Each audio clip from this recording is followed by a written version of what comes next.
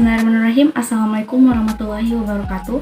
Perkenalkan, nama saya Aspira. Di sini saya akan menjelaskan beberapa judul materi yang telah dipresentasikan oleh teman-teman saya pada mata kuliah manajemen pemasaran.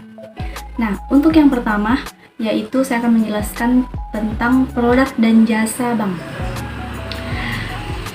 Produk pada perbankan syariah ini tujuannya adalah untuk menjalankan sebuah usaha, kegiatan usaha yang digunakan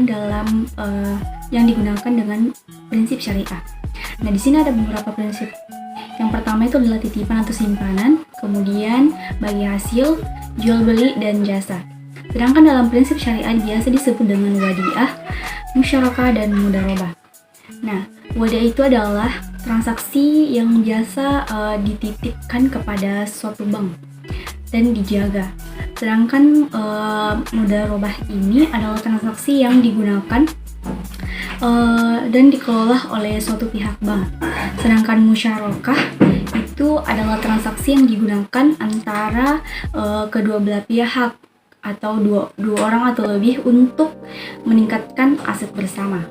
Nah, selanjutnya tadi yang telah saya jelaskan itu adalah tentang produk dalam perbankan syariah.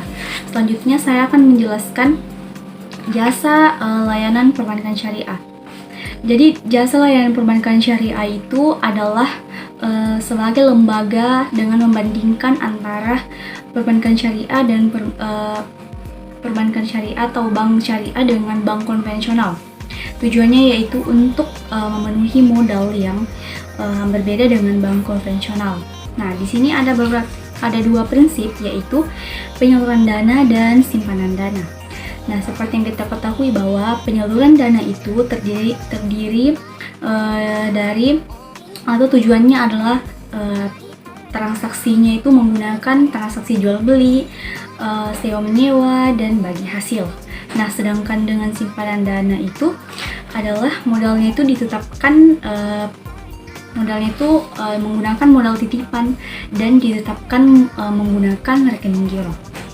Oke, selanjutnya saya akan menjelaskan materi kedua yang berjudul strategi promosi. Jadi strategi promosi itu adalah suatu komunikasi pemasaran yang dilakukan yang dimana aktivitasnya itu menyebarkan suatu informasi, menyebarkan berita pada produk yang kita jualkan kepada konsumen. Nah, strategi promosi ini sangat berpengaruh karena jika tidak ada strategi promosi, bagaimana produk kita bisa laku terjual oleh konsumen yang mungkin membutuhkan pada produk kita. Nah, tujuannya juga itu adalah untuk mendapatkan keuntungan. Nah, di sini ada beberapa faktor-faktor yang mempengaruhi promosi. Yang pertama itu adalah produk, kemudian cara pemasarannya, kemudian customer-nya. Nah, faktor yang mempengaruhi pada produk itu maksudnya adalah bagaimana jika produk yang kita kembangkan itu sangat kurang dan atau tidak sesuai dengan apa yang pelanggan inginkan. Untuk itu, produk yang kita jualkan itu harus selalu tersedia sesuai dengan kebutuhan pelanggan. Nah, selanjutnya pada faktor yang mempengaruhi pada promosi pasar. Jadi, bagaimana cara kita memasarkan produk kita supaya customer itu bisa tertarik apa yang kita jual. Jadi, kita menyebarkan pemasarannya itu di media sosial maupun langsung terjun ke lapangan membagikan brosur ataupun langsung memberikan produk-produk kita diperlihatkan apakah ini cocok dengan kebutuhan customer. Nah, kemudian yang ketiga itu pelanggan. Jadi kita harus melihat dulu pelanggan yang manakah yang cocok pada produk yang kita jualkan tersebut. Selanjutnya tujuannya yaitu untuk mendorong percobaan produk. Jadi kita mendorong percobaan produk kepada customer untuk mereka tertarik membeli. Jadi tidak seperti yang membagikan brosur, tidak hanya membagikan brosur, tapi kita langsung mencobakan mereka produk-produk kita. Nah, kemudian mendorong pembelian ulang. Jadi kita memberikan kayak semacam voucher potongan belanja kepada customer supaya mereka bisa kembali lagi berbelanja di tempat kita. Kemudian yang ketiga, membangun arus pengunjung. Jadi membangun arus pengunjung itu adalah bagaimana cara kita menarik hati si customer ini dengan melakukan acara-acara musik di toko, di tempat perbelanjaan misalnya. Nah, mungkin ada beberapa pertanyaan, salah satunya yaitu bagaimana sih cara supaya produk atau promosi penjualan ini bisa menarik konsumen.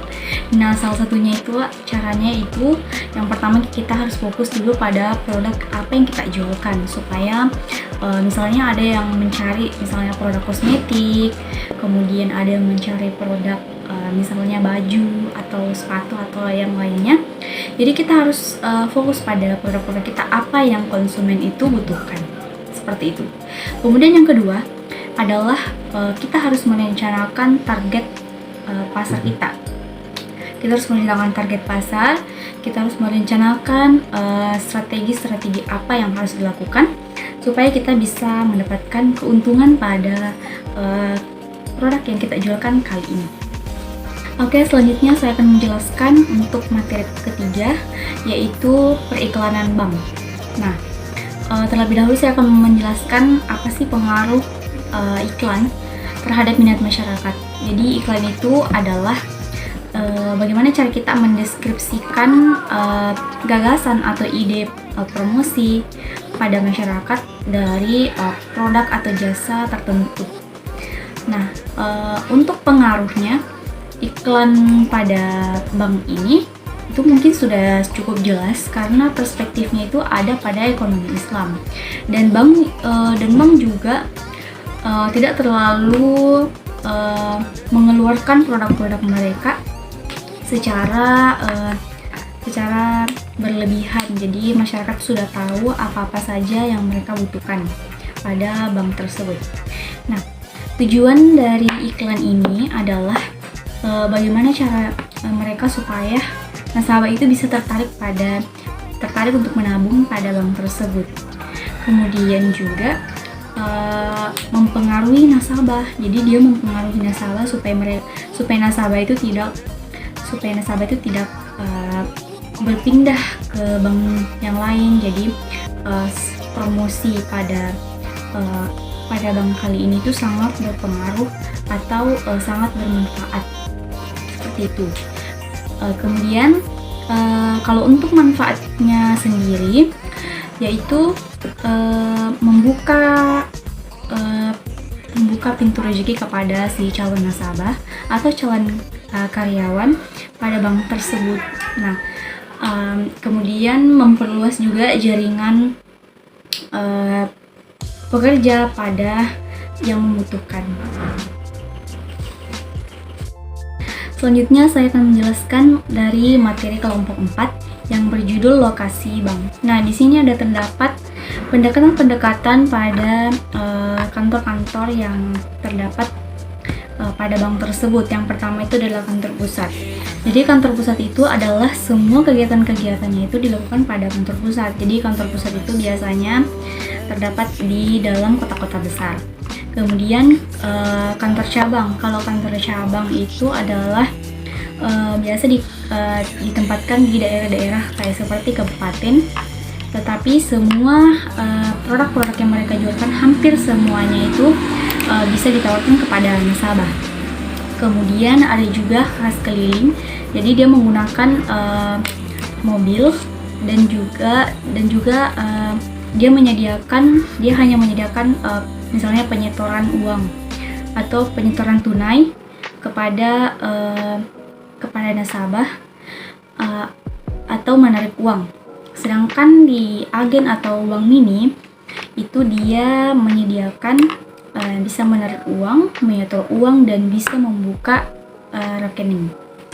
Kemudian penentuan lokasi. Jadi lokasinya itu harus yang pertama harus dekat pasar, karena jika dekat dengan pasar, menurut mereka peluang yang mereka dapatkan itu akan lebih besar dibanding mereka di tempat yang terpencil. Kemudian dekat dari perumahan, ya seperti yang kita ketahui bahwa kantor-kantor dari bank itu harus dekat dengan masyarakat, apalagi di tempat yang permukimannya itu padat penduduk. Oke, selanjutnya saya akan menjelaskan di sini yang materi kelima yang berjudul komunikasi pemasaran bank.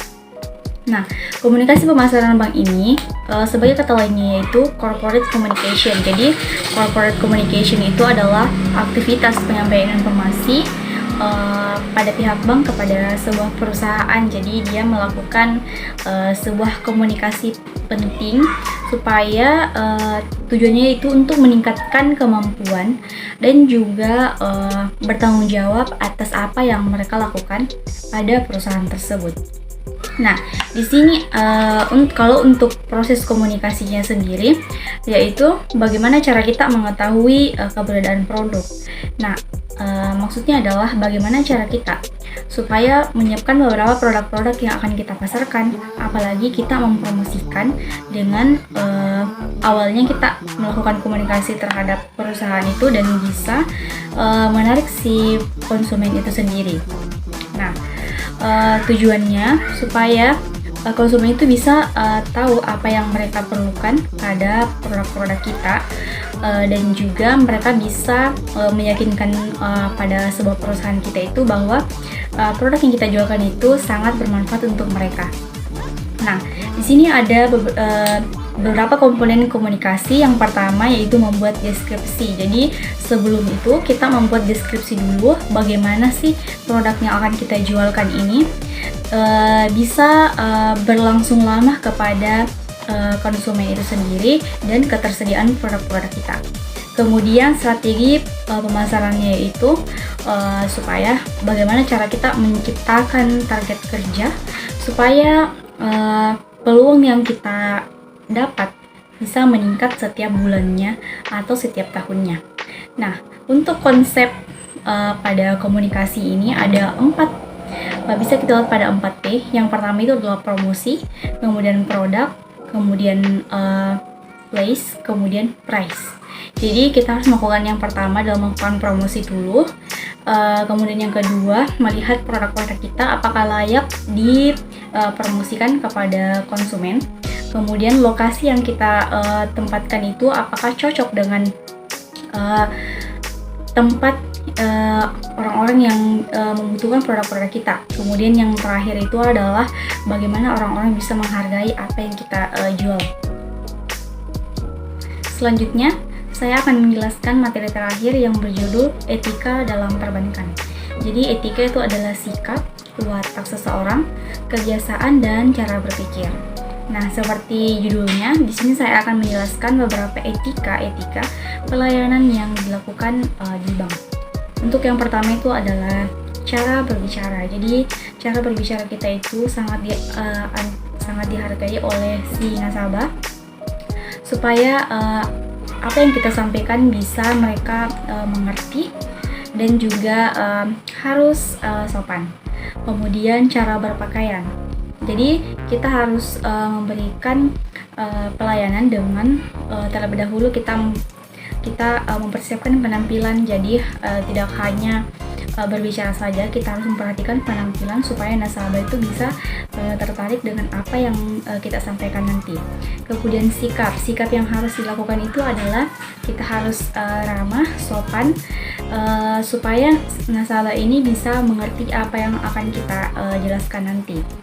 Kemudian yang terakhir adalah penampilan. Jadi kita harus seperti yang saya ucapkan tadi, harus memperhatikan penampilan karena nasabah itu tidak hanya mendengar kita tapi melihat dari atas sampai bawah. Kemudian yang kedua itu adalah larangan dalam etika. Jadi di etika di dalam pelayanan bank ini tuh ada beberapa larangannya juga. Yang pertama itu adalah kita dilarang untuk berpakaian sembarangan. Jadi jangan berpakaian sembarangan, harus berpakaian yang sopan. Kemudian yang kedua, melayani nasabah sambil makan. Jadi tidak boleh melayani nasabah sambil makan, sama halnya kita tidak menghargai tamu ataupun nasabah yang datang berkunjung ke kantor kita. Kemudian yang ketiga adalah meninggalkan nasabah pada saat sedang berlangsung atau pada saat nasabah sedang berbicara. Jadi kita tidak boleh meninggalkan nasabah.